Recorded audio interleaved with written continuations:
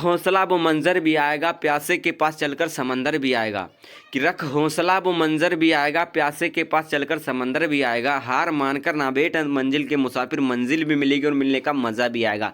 तो चलिए प्यारे छात्रों, 2024 की नई नई वीडियो आपको बहुत ही महत्वपूर्ण होने वाली है। क्लास 10th हिंदी, सामान्य हिंदी की रहेगी। इसमें आपकी समय भी दी है 3 घंटे 15 मिनट, आपका पूर्णांक रहेगा 100 का। तो इसमें जो दिया है कि प्रारंभ के 15 मिनट आपको प्रश्न पत्र पढ़ने के लिए मिलेंगे, और आपके जो खंड रहेगा 2 खंड में, दोनों के आपको क्वेश्चन पेपर मतलब आपको क्वेश्चन देना अनिवार्य है। तो चलिए वीडियो को स्टार्ट करता हूं। आपका फर्स्ट खंड दिया है, इसमें बताया गया है कि शिक्षा का उद्देश्य निबंध के लेखक हैं। आपको बच्चों बताना है शिक्षा का उद्देश्य जो एक निबंध है उसके लेखक कौन है। फर्स्ट दिया है भारतेंदु हरिश्चंद्र, या फिर संपूर्णानंद जी, या फिर मोहन राकेश, या फिर रामकृष्ण दास। आपको बताना है बच्चों कि शिक्षा का उद्देश्य, जो शिक्षा का उद्देश्य निबंध है वो किसके द्वारा लिखित निबंध है। इसमें आपका राइट आंसर हो जाएगा, वो जाएगा संपूर्णानंद द्वारा जो लिखित है शिक्षा का उद्देश्य निबंध है। नेक्स्ट क्वेश्चन आपका बताया गया है कि लल्लू लाल की रचना है। आपको बताना है कि लल्लू लाल की रचना कौन सी है। फर्स्ट दिया है सुख सागर, या फिर प्रेम सागर, या फिर परीक्षा गुरु, या फिर रानी केतकी की कहानी। बच्चों आपको बताना है कि लल्लू लाल किसकी रचना है। लल्लू लाल जो रचना है उसके रचयिता वो हैं, वो आपके प्रेम सागर, यानी कि दूसरा वाला ऑप्शन आपका सही जाएगा। प्रेम सागर द्वारा लिखित रचना है, लल्लू लाल की रचना प्रेम सागर द्वारा लिखित रचना है।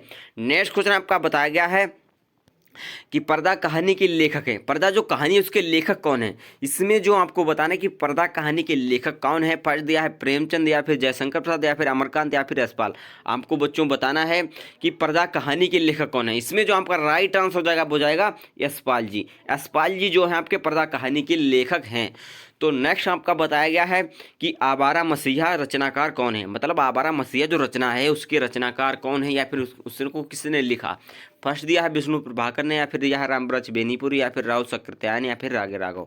आपको बच्चों बताना है कि आवारा मसीहा जो रचना है उसके रचनाकार कौन है। इसमें आपका राइट आंसर हो जाएगा, वो हो जाएगा विष्णु प्रभाकर जी। विष्णु प्रभाकर जी जो है आवारा मसीहा के रचनाकार हैं। नेक्स्ट आपका बताया गया है कि बाण भट्ट की कथा, जो बाण भट्ट की आत्मकथा के लेखक कौन है। फर्स्ट दिया है महावीर प्रसाद द्विवेदी, या फिर सरदार पूर्ण सिंह, या फिर दिया वासुदेव शरण अग्रवाल, या फिर हजार प्रसाद द्विवेदी।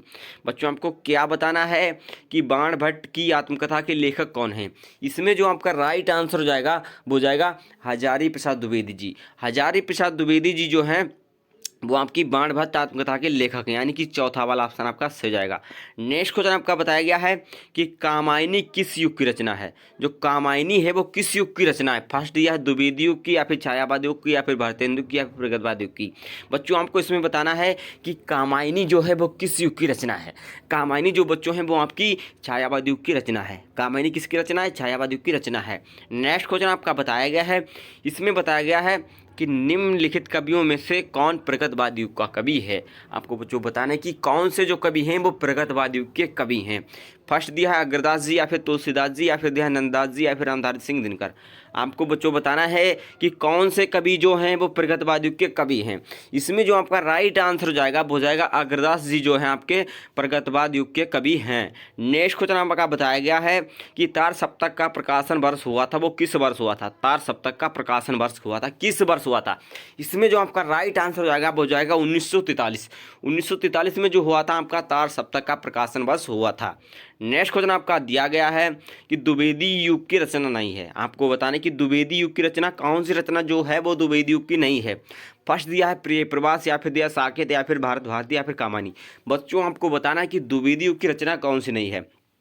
द्विवेदी युग की जो रचना है वो नहीं है, वो आपकी हो जाएगी प्रिय प्रवास। प्रिय प्रवास जो है आपकी द्विवेदी युग की रचना नहीं है। प्रिय प्रवास जो है आपकी द्विवेदी युग की रचना नहीं है।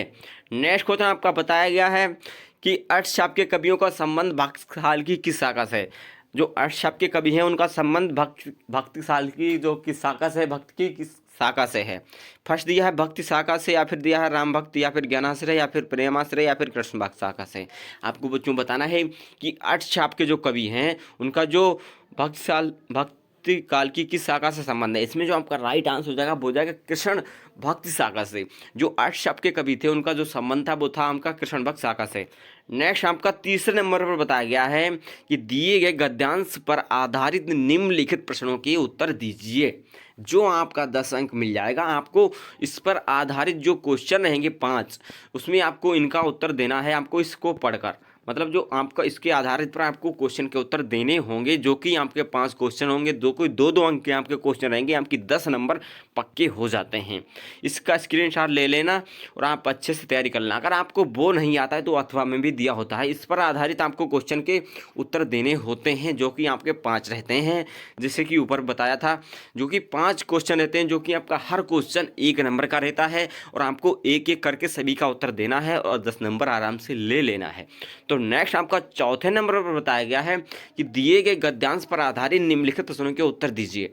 जो भी आपका इस पर आधारित जो गद्यांश द्वारा जो लिया गया है, उस पर आधारित जो आपका पैराग्राफ रहेगा, उसके आपको क्वेश्चन का उत्तर देना होगा, जो कि आपका 10 अंक मिल जाएगा वहाँ पर, जो कि आपका बताया गया है, जो कि आपके जो रहेंगे 5 अंक वो 5 क्वेश्चन रहेंगे, आपको 2-2 अंक के रहेंगे। इसमें आपको इसके आधार पर आपको इसमें उत्तर देना है, पढ़कर देना है।